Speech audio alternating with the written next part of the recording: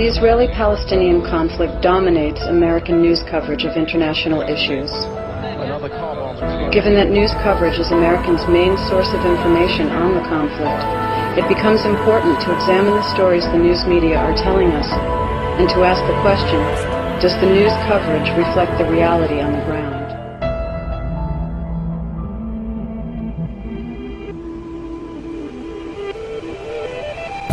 One form of this fabricated disagreement is the efforts to mystify the conflict, to envelop it in this ideological cloud, and to pretend that it simply can't be understood unless you have some grasp or the equivalent grasp of rocket science or particle physics.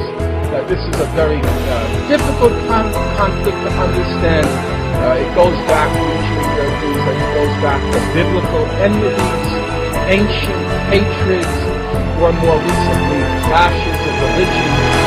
This rabbi lived in the old city of Jerusalem before 1948. He'll tell you how he lived, coexisted with all the Arab neighbors, how they played inside each other's.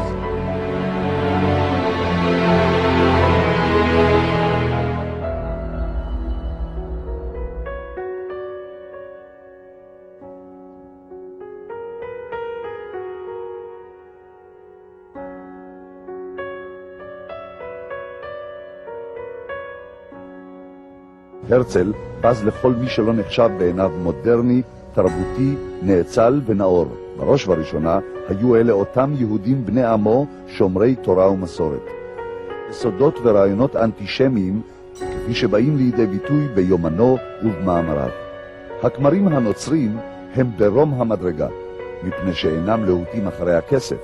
הנוצרים הפשוטים טובים הם מכמרי היהודים. יחס זה חושף למעשה את הפן האנטישמי בתורת הרצל. הרצל מספק תימוכים ולגיטימציה לרדיפה האנטישמית ואף מעודד אותה. רעיון מצוין עולה בליבי, למשוך אנטישמים ישרים ולעשותם מחסלי הרחוב. רעיון מצוין עולה בליבי למשוך אנטישמים ישרים ולעשותם מחסלי הרחוב היהודים. עד עכשיו יכול להיות היטלר. אני רוצה לומר לך שהרצל חוזה המדינה אמר בזה. לא.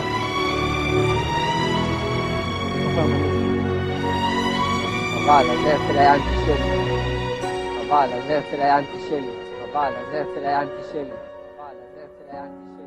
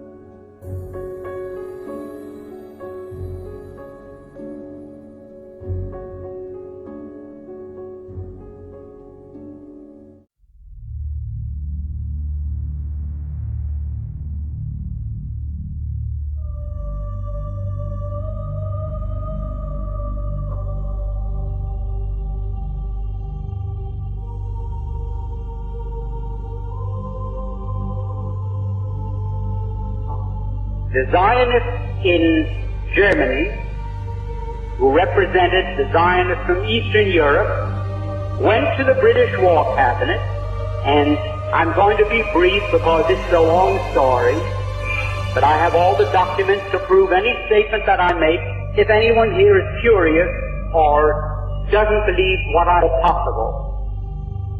The Zionists in London went to the British War Cabinet, and they said, look here, you can yet win this war. You don't have to give up.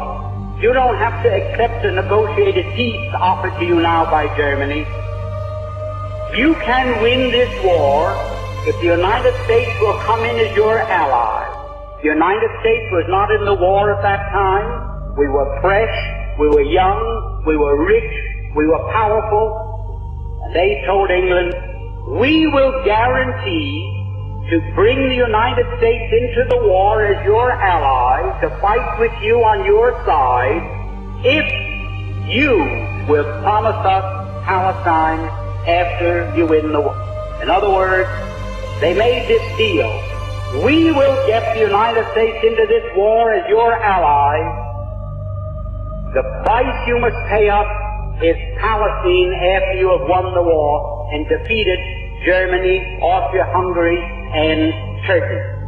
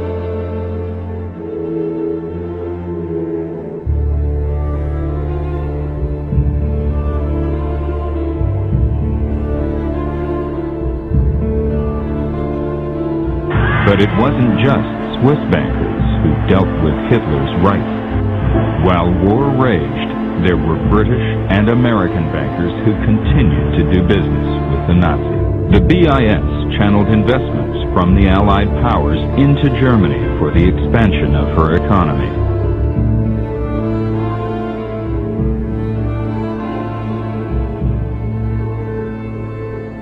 So, by 1816, some authors claim the Rothschilds had taken control over the Bank of England. But a group of Zionists at the same time was quietly negotiating an agreement with the Nazis to allow the immigration of German Jews and the transfer of their assets to Palestine. That deal, reported in August 1933, was the transfer agreement. Palestine, sparsely settled by Jews at the time, was radically changed as a result. Revealing secret negotiation between the Nazis and the Zionists in 1933, which allowed German Jews and their assets to go to Palestine. With the rise of Adolf Hitler to power in the spring of 1933, the Jews of the world were faced with a dilemma. They could raise a cry of protest, a cry few would heed, or they could make a deal with Hitler, a deal that would bring a step closer their dream of an independent Jewish state. And perhaps the fourth and most prevalent myth has been that of Zionism as the moral legatee of the victims of the Holocaust. And what is particularly savage in the irony that surrounds this claim is the fact that the Zionist movement and the Zionist leaders itself were the active collaborators with the perpetrators of the Holocaust. They participated in the suppression of Jewish resistance, and they organized a consistent opposition to any escape on the part of European Jewry.